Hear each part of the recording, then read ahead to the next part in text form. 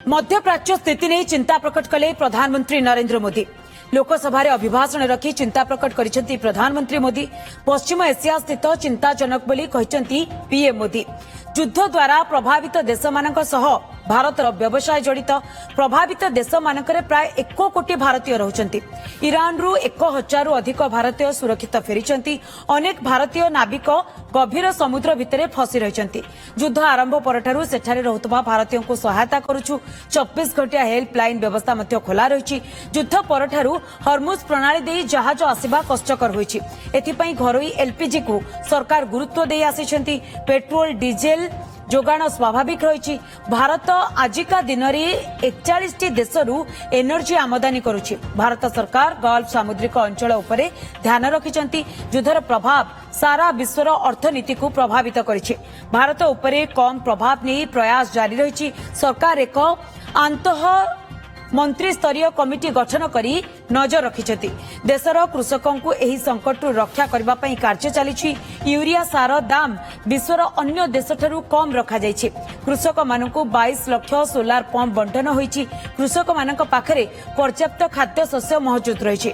ग्रीष्म प्रभाव आसुथिबारु power plant को स्टॉक मध्य बढ़ाइबा को कुहा जाइछि। कूटनीति एवं कथावार्ता एही संकट समाधान रो एकमात्र बाट। भारत सरकार संकटर समाधान पई प्रयास करूछंती बोली कहिसंती पीएम मोदी।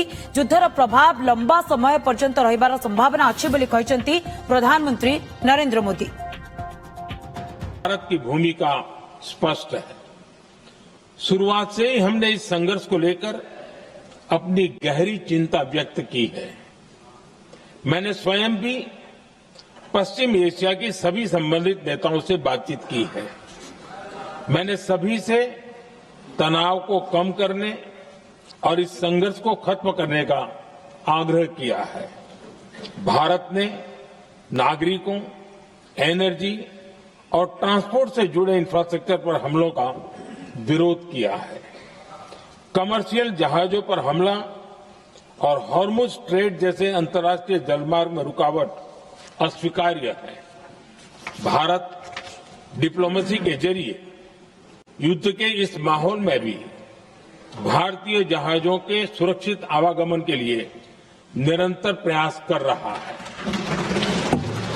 अध्यक्ष महोदय, भारत हमेशा से ही मानवता के हित में और शांति के पक्ष में अपनी आवाज उठाता रहा है। मैं फिर कहूंगा कि बातचीत और कूटनीति ही इस समस्या का समाधान है। हमारे हर प्रयास तनाव को कम करने, इस संघर्ष को समाप्त करने के लिए है। इस युद्ध में किसी के भी जीवन पर संकट मानवता के हित में नहीं है। इसलिए भारत का प्रयास सभी पक्षों को जल्द से जल्द शांतिपूर्ण समाधान के लिए प्रोत्साहित करने का है।